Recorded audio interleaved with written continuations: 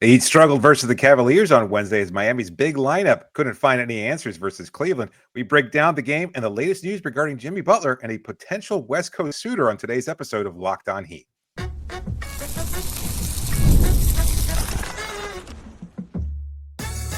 You are Locked On Heat, your daily Miami Heat podcast, part of the Locked On Podcast Network, your team every day.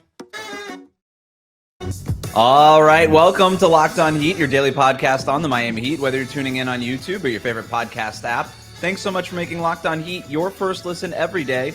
I'm Wes Goldberg here with David Ramil. Both of us are credentialed Heat media members who cover this team every day. And today's episode is sponsored by Gametime. Download the Gametime app, create an account, use the code LOCKEDONNBA for $20 off your first purchase. I have a fun show for you today, and a potential Jimmy Butler suitor has entered the chat, and Terry Rozier might be turning his season around. But first, recording this after the Heat's 126-106 loss to the Cavaliers, David, this one was a blowout, despite the fact that Cleveland was without Darius Garland and also no Dean Wade. So they were down two key starters, two key role players, no Caris LeVert or Isaac Okoro for them. Miami was healthy, but obviously without Jimmy Butler, who is still serving his suspension. But what was your takeaway from this one? It was tough to see Cleveland's defense just kind of lock down Duncan Robinson early on. They forced Tyler Hero into some bad shots. And Miami, they live and die by the three-pointer. I know that's pretty cliche, and maybe you could say that about a lot of teams, but for Miami, they depend on their high-level three-point variance in order to free up shots at the rim because they just don't have that kind of elite scorer who could provide the kind of offensive production that you need to be able to keep up with quality teams like Cleveland. Against a team like the Orlando Magic, obviously they do a good job defensively, but they can still be exploited because their offense just isn't as good. Not against the Cavaliers. Like, you see them be able to put up points pretty easily, especially when you have a guy like Donovan Mitchell who could just attack Miami's defense. He opened up early with a lot of three-pointers, then was able to attack the rim and put a lot of pressure on in the painted area. So Miami, conversely, without their three-point shot, really couldn't get anything done. They couldn't muster anything. They shut down Tyler Hero. They shut down Kel'el Ware, who had been so productive of late, and they did a really good job kind of forcing everybody else to step up their games, and unfortunately, they just couldn't. Yeah, I mean, to your point with the living and the dying by the three-pointer, this is unfortunately a symptom of teams that aren't as good as Cleveland, right? Like, Cleveland also shot 31% from three-point range. Miami shot 35% from three-point range. Cleveland, it didn't matter for them that they couldn't make a three. They still scored 126 points. Why? Because they dominated Miami in the paint. I had the number right in front of me, 68-38. He were outscored by 30 points in the paint. There's your game. That's it. And because I'm glad you mentioned Donovan Mitchell, he carved up Miami's defense, man. Oh yeah. Like just watching him do it. I don't want to say what I was thinking at the time, but seeing him in a Cleveland Cavaliers jersey, you know what I mean? Like, man, what could have been? But that's the difference. That's the difference. You want to know what the difference is between elite teams and average teams? Watch this game. It didn't matter that Darius Garland wasn't there. It did not matter that Dean Wade wasn't there. That is real versatility. That's what versatility looks like. Hey, our three-point shot isn't going in. Doesn't matter. We'll just dominate you in the paint. That's okay. There's games where Cleveland, where they're crushing everything from three-point range. They're the number one three-point shooting team in the league by percentage. Second in three-point makes per game. There's plenty of games where they could just beat you with the three-pointer and not have to worry about it. But tonight they had to, use a little bit of elbow grease, and it didn't matter. They were able to do it. My takeaway from this one, David, was not only is that the difference between good teams and average teams, that's the model for what the Miami Heat are doing in their front court. What Cleveland is doing with Evan Mobley and Jarrett Allen, that's sort of the best case scenario for what could be the front court of Bam Adebayo and Kel'el Ware. And a little history lesson real quick. I mean, this is 3 years in the making for Cleveland. Sure. Last year it was really clunky, and it got JB Bickerstaff fired. And Kenny Atkinson comes in, and credit to Kenny Atkinson, also credit to Evan Mobley for the leaps that he's made a star leap here for Cleveland. And Jarrett Allen has even been a lot better. But they have figured out how to play off of each other, and they dominated Bam and Kel'el Ware in this game. Ware was an absolute non-factor, and I went in the pregame show that I did before. I said this is going to be Kel'el Ware's biggest test so far of his career. And I said the expectation should be failure. And that's a credit to how good Cleveland's front line is. The expectation, he is going to get out-muscled by Mobley, by Allen. Like, he doesn't have a chance against these guys. And he didn't in this one. And that should be okay. I don't think that Heat fans should feel bad. Like, this is what it looks like when a rookie who still has a lot of stuff to figure out is going up against a front line who has done all of that figuring out. They've figured out all that stuff. It took them years to figure it out, but they're 3 years ahead of this process, and Kel'el, Ware, and Bam Adebayo are. Yeah, I think, it tempers the expectations. We answered a question in yesterday's episode about whether or not Ware might eventually become a star level player. And I don't know, look, that's the excitement of Heat fans. You don't want to pat it down too much. You don't want to dampen it. Well, I don't think this changes my expectations or my ceiling for Kel'el Ware. Just as a reminder, the guy's a rookie. He's 20 years old. It takes time. That's It takes time. Yeah, I mean, there were a lot of years for Jarrett Allen where he was kind of toiling away in Brooklyn. He wasn't quite the player that he is today. He's grown. He's developed. It's taken time even to clean. Not to cut you off again, but like, what was that quote that he had like 2 years ago? The lights were too bright for me in the playoffs. Yeah. I mean, got openly criticized by his teammates. I think last year, teammates who are no longer there.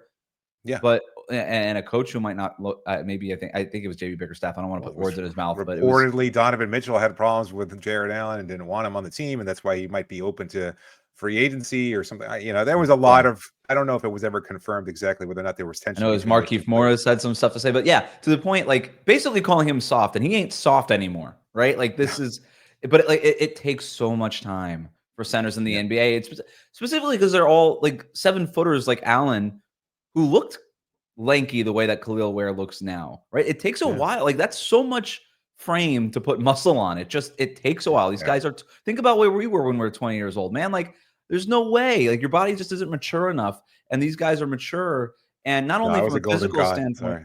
What's that? No, you can't. That's when I was a golden god. I know you can't take that away from me, sir. That's right. It's fully mature. I didn't mean to. Yeah, no, I was a string bean at 20, and okay. I also was not 7 feet tall. But the point is it takes really long. I did ask Eric Spoelstra about this.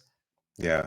And I said, and I literally said, I am not trying to say that what you guys are doing is copying Cleveland. You guys are very different than what the Cavaliers do. But given how long it took Jarrett Allen and Evan Mobley to develop this chemistry and the way that they play off of each other, are they sort of the model for what two big lineups can be in the NBA? Yeah. And Eric Spoelstra said they're completely different than what we are. That's a reach. And I go, okay, I literally said that wasn't the question, but that's okay. Whatever. That doesn't matter. But the point being is I do think that they are the model. What's the last two big lineup? The lineup with two centers that was this good. Not necessarily the two centers, but the team overall was this good playing two centers at the same time. Was it like this team is better than last year's Minnesota Timberwolves? Yeah. So I guess it would. Do you consider Giannis a center? Yeah, I would go back to the 2014 Spurs with Thiago Splitter and Tim Duncan. Like that was the team. Oh, but I meant Tim Duncan and David Robinson. Like maybe going even further back than that. I mean, well, that was a better tandem. But I was just like the Spurs as a team in 2014 were dominant, and they started two centers. That's fair enough. But unless you consider Giannis a center, and I would say those 2014 Spurs. Yeah, I guess you're right. I could see you can make an argument Giannis and Brook Lopez when he was playing. I mean, they were both Defensive Player of the Year candidates during their championship season. They were viewed, they're 7 feet tall and they're obviously dominant in their own respective ways. So yeah, I could see that argument. Look, I know you caught Spo after a bad loss, so he's not going to want to make that kind of comparison. Had Miami been just slightly better, he might have given you a different perspective. But I think that is the goal. Like you've got to try to see Kel'el Ware and hope that he can put on weight, put on muscle, get used to it, and not rely necessarily as much on the three-point shot. It's part of his arsenal, but it's also just part, and you've got to be able to develop the other aspects of your game and not be a non-factor when that shot isn't falling as it was tonight. And for Bam, look, he had a pretty solid game overall, but it was just kind of insignificant in comparison because, again, when you have a star like Mitchell who can dominate, you can do different things, and it opens up the floor for everybody else. And unfortunately, Miami just didn't have that. Yeah, Bam played as well as Mobley and Allen. He just didn't have the second guy, right? Mobley and Allen together are just better than one Bam Adebayo, and that's why Cleveland is so dominant. That's the model. This is what I'm glad that they got to see it up close and in person. Tyler Hero was asked about it. Everybody was asked about it after the game. And they're like, yeah, They just know how to play. They being Evan Mobley and Jarrett Allen, they know how to play so well off of each other. And then, you know, in a separate answers, they basically are also saying like, we're also just still figuring out this lineup. Like this is the Heat are literally like 3 years behind where Cleveland is right now in terms of figuring out their front court pairing. And when you think about what a post Jimmy Butler world might look like, this is a big part of it, but it's going to take time. Speaking of, the Warriors won't go away when it comes to Jimmy Butler trade speculation. We've got the latest after this. This is a message from our sponsor, Intuit TurboTax. Taxes was waiting and wondering and worrying if you were going to get any money back, and then waiting, wondering, and worrying some more. Now Taxes is matching with a TurboTax expert who can do your taxes as soon as today. An expert who gives you taxes their undivided attention as they work on your return while you get real-time updates on their progress so you can focus on your day. An expert who will find you every deduction possible and file every form, every investment, everything with 100% accuracy. Also, you can get the most money back guaranteed. No waiting, no wondering, no worries. Now, this is Taxes. Get an expert now on TurboTax.com. Only available with TurboTax Live full service, real-time updates only in iOS mobile app. See guaranteed details at TurboTax.com/guarantees. We'll be right back. Thanks for making Locked On Heat your first listen every day. Your favorite NBA team is a free daily newsletter. Introducing the Locked On Heat newsletter, one stop for ultimate Heat and league coverage with local analysis and amazing writing from Katie Heindel, Mike Shearer, and Locked On fantasy basketball tips from Josh Lloyd. Sign up for free now at LockedOnDaily.com. We got new news on the Jimmy Butler front, according to The Athletic, this being from Marcus Thompson and Anthony Slater, who cover the Warriors over there. The Warriors were quick to dismiss the idea of trading for Jimmy Butler in the past, and were worried about how he might fit into that locker room situation. But now that Jimmy's price has gone down, they report, quote, team sources have downplayed their recent involvement in conversations with the Heat, but there's been a noticeable increase in intrigue from the front office about the idea of Butler at a bargain, end quote. I've also checked in on the Warriors stuff. I've never been told no. And maybe I shouldn't be, you know, the way that these things go. Maybe I shouldn't be just like front offices aren't gonna be like, no, we're not going to do that. Like, and especially like months and weeks before. You never know what's going to happen in the NBA. Just like the Heat potentially changing their asking price and saying, you know what, we don't need to mortgage. You don't need to mortgage your future. We'll take pennies on the dollar for Jimmy Butler because we're just ready to turn the page on this. When Steph Curry and Steve Kerr and Draymond Green are out there, you know, publicly talking about, hey, we don't want to mortgage our future for a win now move. We don't want to be rash. We want to protect what it is that the Warriors have going forward and all this. I believe them when they say that stuff. But what if there's a trade where they can get Jimmy Butler and not mortgage the future? At that point, they would have to think about it, I would think, right?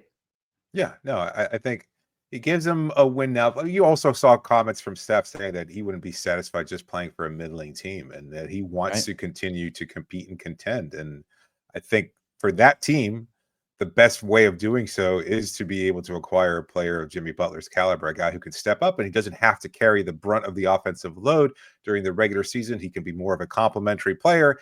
And then when the lights are brightest, he won't shy away from it. Unlike Jarrett Allen a couple of years ago, he's shown the willingness and the ability to take over games and find a way to play off guys who can shoot to three, et cetera. So I think it's a great fit. I think it's an interesting prospect. And yeah, if you can get him for more cheaply than had originally been asked, there's no way that you don't look into the possibility. And so I think what we're looking at, and I think that's what's been reported, is a 3-team deal, kind of like the framework of which sends Andrew Wiggins potentially to Toronto, and then Bruce Brown and his contract coming to Miami, which gives them the kind of cap flexibility that they were looking for because he's a pending free agent. And at the same time, then you can send Jimmy Butler to Golden State. And of course, there'd be other names and other picks and things of that sort. But that doesn't seem like a bad deal for Miami. Again, it keeps you, if we looked at, and we did in yesterday's episode, the 3 things that you're looking for: draft picks, a win now player, and salary cap flexibility. That kind of gives you all 3 if you can get picks there. Bruce Brown is a kind of, you know, a player that you can at least use. Win now player is a good player. He is. You know, he struggled a little bit since leaving Denver, and that's fine. Like, he'll find his role, he'll find his ability, he'll have some good games and some bad games. He's playing better in Toronto lately. Yeah, exactly. And it's Toronto. They're not playing for much. So I think maybe with the added He's from he's not from Miami, but he played at University of Miami, so there's a connection here to South Florida. It seems like on the surface a pretty good deal for Miami. Not what a lot of fans might want, because again, you're not getting a star name or you're not getting that top pick or anything like that. Those possibilities don't exist. We've talked about this a number of times. It bears repeating. You're not going to get everything you want, and the Heat are finally at that point where they realize that they're looking for the best deal available. This might be it. So to kind of take one step back here on sort of what the framework of the deal would be, it would be Andrew Wiggins, presumably with his contract, Gary Payton II with his expiring contract, combined with Kevon Looney's expiring contract. That way you get the money to work for Jimmy Butler. Now, maybe Toronto then gets involved. Maybe Toronto wants Andrew Wiggins, who is obviously a Canadian. And so that makes sense. Maple Jordan makes sense. It makes some sense there. But would Toronto be asking for a sweetener? Yes. And if that's the case, maybe Miami says, you know what? We'll just take Wiggins. We don't want to give you one of these picks. We don't want to give you some of these sweeteners. We're the team trading Jimmy Butler. We don't want to include any sweeteners in this draft. And Wiggins, the interesting thing with him is that, yes, his contract does extend beyond the summer of 2026, which reportedly Miami had not wanted to take on any contracts that extended beyond 2026. But also more recently, it sounds like they might have loosened on that stance a little bit. I think they've loosened on that stance because a contract like Andrew Wiggins's is not that bad. That's a team-friendly contract. He's making less than $30 million over the next couple of years. He's not the most productive guy. I think there would be questions about, as there always has been with Wiggins at every stop since high school, questions about his work ethic and things like that. It would be kind of ironic to trade Jimmy Butler for Andrew Wiggins, but he's a useful player who is a good rebounder, a good defender, a good scorer when engaged. I just watched him hit a little mini floater in this Golden State Oklahoma City game right on time. So, and would obviously fill that position that you're vacating, right? For Jimmy Butler's spot at the small forward spot. So, but the more important thing is his contract's not that bad for the player that he is. And it's also a player option for that 2026-2027 season. So he could potentially opt out that year, and Miami still gets that flexibility in 2026 if he opts out and then signs elsewhere. Or he can opt out and Miami has his bird rights and they can kind of figure it out, even though there's the cap hold and stuff like that. But they could just let him go. So, or he'd be an expiring then, and I think because he's on a good deal, as the cap rises here, he could be really tradable if the Heat want to just trade him to another team if he opts in. And then clear up that cap space. I think that would be an option too. But the other part of the Athletics report is that they'd be willing to include that the Warriors have been shopping a protected 2025 pick. So I'm going to assume that's probably like top 10 protector or something, just to keep him from to mitigate like a disaster here if they collapse for the rest of the season. Something like that. Top 10, top 12, top 4, something like that. If you're the Heat, I would be trying to either get a 2027 pick added on to that, or get it swapped 2025 for 2027, because the 2025 pick doesn't have much value to me if I'm the Heat. I want that 2027 pick because then that unlocks 2026 and 2028 for me to be able to trade because of the Stepien rules and all that kind of stuff later on. I don't know. So these are the sorts of negotiations that could be happening, might be happening if the Golden State Warriors are actually interested in having this conversation about Jimmy. Do you pursue the deal even if Toronto's not involved? Like, is the idea of Wiggins and those picks still palatable enough for Miami? I'd say so. Again, it gives them a lot of what they're looking for. A useful player, not necessarily win now. I would prefer it over getting Bruce Brown if it's Bruce Brown and I have to include sweetener, just give me Wiggins. I don't want to include the sweetener. And Toronto is the position, and that is the stance I would take if I'm Miami. I'd be like, Wiggins is better than Bruce Brown. We're not going to trade you Wiggins under a team-friendly contract and sweetener to get the worst player who's probably going to walk away anyway this summer because of early bird rights, and it's just sort of hard to resign those kinds of guys. Like which is essentially what happened with like Caleb Martin and Max Strus and all these guys. We're not going to do that. So unless Toronto really wants Andrew Wiggins and is willing to just flip Bruce Brown's expiring for Wiggins, which they might, that actually makes a lot of sense for Toronto. Like, hey, Bruce Brown's walking away anyway. Like, we might as well get a good player here. Yeah. But I'm not including sweetener. Let me ask you the same question. Would you rather have no sweetener involved, Bruce Brown on expiring, or Andrew Wiggins on the longer term contract? Wiggins being the better player, Bruce Brown creating more flexibility in the near term. I don't know. Wiggins seems like such an X factor to me, and I can never bring myself to believe it that he's a reliable player. Like he seems like he might have peaked during their championship run a couple of seasons ago, and Yep. I don't know that he'll ever regain that form. And I know he's had some off the court issues as well, and there have been some things there that make him potentially not that kind of not necessarily the kind of player that Miami looks to add to their roster, or that kind of a Miami perfect fit. And so that being the case, I'm not sure that I can embrace that, especially if it means sacrificing some potential cap flexibility in the future. So Especially when I Bruce guess Brown is also sort of the antithesis of that, where he feels exactly like a Miami Heat culture guy. yeah, I would probably prefer the Brown Brown. Oh, yeah, without the sweetener. Yeah. without the sweetener, yeah, I think so. And even with the sweetener, to be honest with you, I might be willing to take on that too. Like a second round pick. I'm not giving them Yeah. the first round pick that we're getting, but No, maybe if it's like we have that Lakers 2026 second rounder, you can take that. I don't know. Again, my stance would be Toronto, you're getting the Canadian, you're getting the better player. He's We're under helping you. contract. Free agents Yeah. don't want to go to you. Here's a good player for an Right. expiring contract. That would be my stance if I were Miami. I'm not throwing in any sweetener, but so we're talking about then a potential deal of, let's call it a first round pick. Bruce Brown, Gary Payton II, and Kevon Looney, 3 expiring contracts, which you can decide to re-sign this summer or not. And then what that would give Miami is about $15 million in cap space and access to the non-taxpayer mid-level, drop them way below the luxury tax. So you open up all kinds of flexibility with that. Access to the non-taxpayer mid-level, which is about $14 million.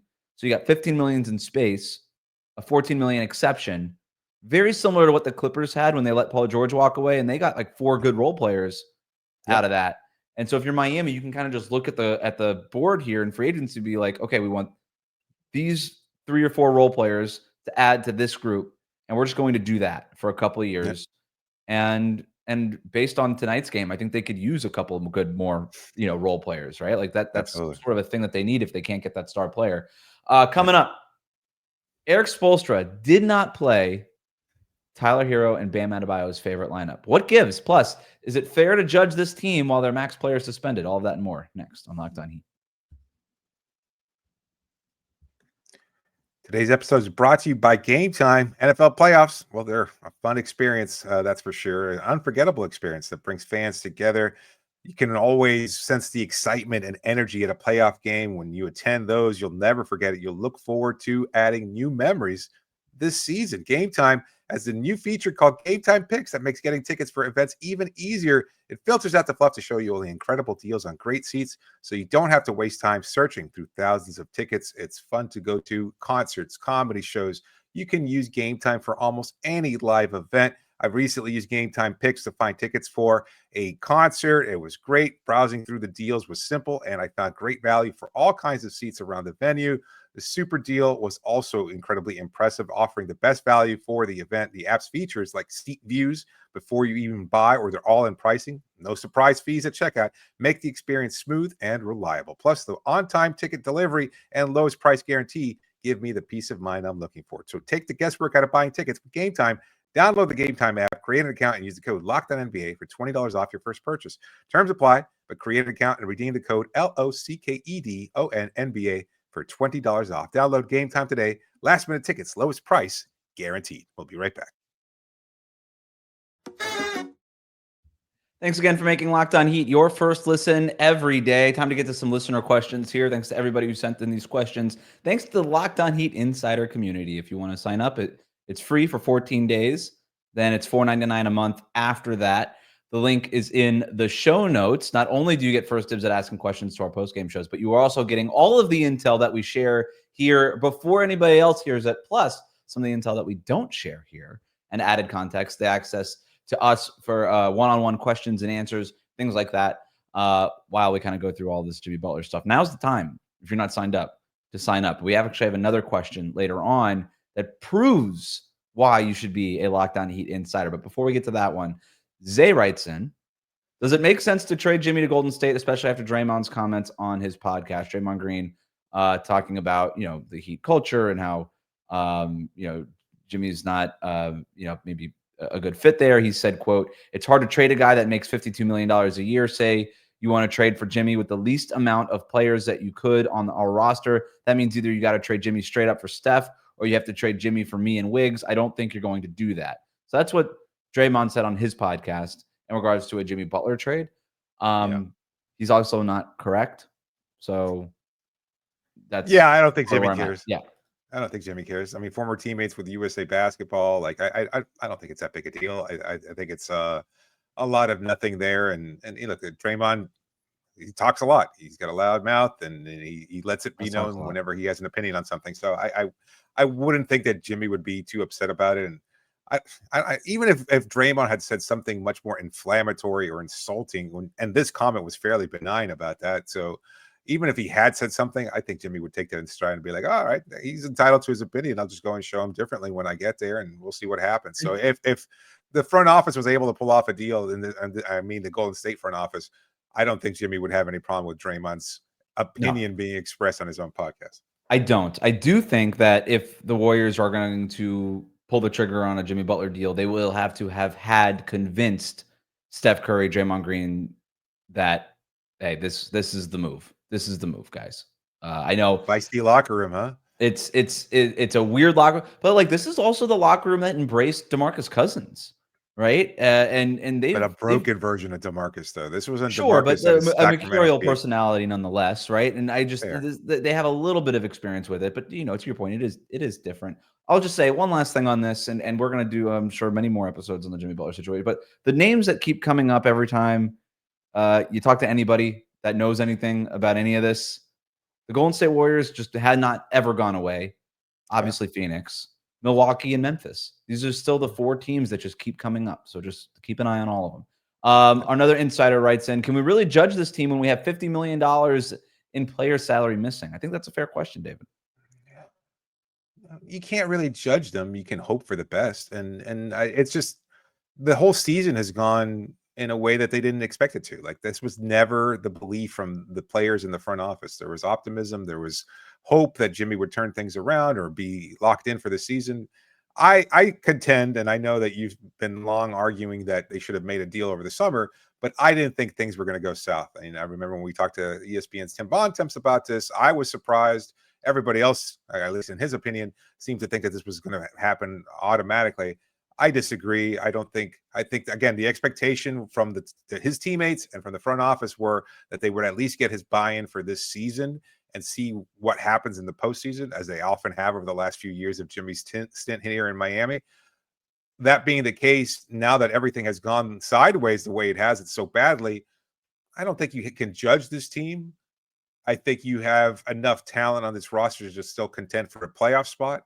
And I think you have enough hope on some of the young players that are on this roster that they can continue to grow and develop and produce, even as this terrible season is taking place all around them. They have to be able to weather that storm. And so you can, I think, given that, the expectations should be that you at least get a play-in tournament, play-in seed, and maybe even contend for the 6th spot, or in the playoffs in the Eastern Conference, because I think you're still good enough with Bam Adebayo, Tyler Hero, potential All-Star, and the rest of the players that have been there and have been tested. It's enough to be able to at least contend for the 6th seed. You can judge this team understanding that you have a $50 million a year player not on the team right now. Like, you could judge them understanding that this is not the optimal version of what they should or ought to be, right? Like, we could still judge Kel'el Ware as a rookie and have all the expectations and be impressed, and then also see a game like this and be like, yeah, he's still a rookie, right? You could judge Bam Adebayo, you could judge Tyler Hero and argue that he should be an all-star. You could judge all of these things, but also understand that they are working handicapped, right? They're working with $50 million less than all the other teams in the league right now because your player is suspended. Andrew writes in, I know early in the season you said Kel'el Ware wouldn't likely be seen as a floor spacer since he's come onto the scene as a three-pointer, as a three-point shooter. And someone, do you? The wording on this is all jumbled. Basically asking me, is he seen as a floor spacer now? So here's the benefit tonight. Yeah. Well, you went 1 for 4 tonight. Here's the benefit of being a Locked On Heat insider. I got this question during the 4th quarter. When I in the 4th quarter, I'll message it out. I was like, send in your questions. I got this question. I go, that's a good question. So what did I do? I went to Kel'el Ware in the locker room and I just asked him, when you get the ball from the 3-point line, Are teams yelling shooter at you or not? Are you hearing shooter from the sideline or not? Because that's the basketball terminology. If somebody and somebody yells shooter, that means close out hard. Right. And he goes, nope, not yet. So there's your answer. He is not seen as a 3-point shooter yet. That's it. That's the answer. That's the value of being a locked in Heat insider. Jonah writes in, why didn't Eric Spoelstra employ the triple big lineup tonight? We talked about this after the Orlando Magic game. That Jovic, Bam, Ware front court that led them back from 14 points down in double overtime, that big win against the Magic. Why didn't Spo go to it?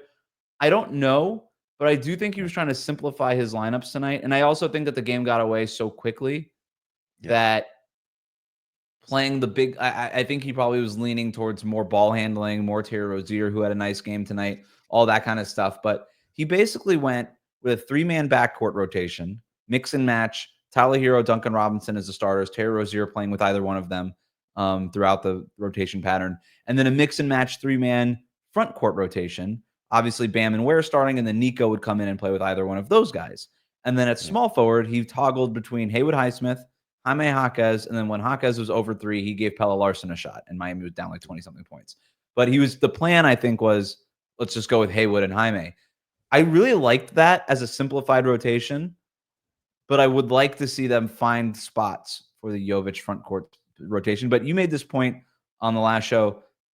Starting Jovic in this game probably wasn't the right move, given that the team that you were playing has Darius Garland and Donovan Mitchell, and Garland didn't play in this one, but you probably needed a wing defender like Haywood Highsmith in this matchup. Yeah. I'm still a little surprised because it seemed like it was so effective, but Spo is,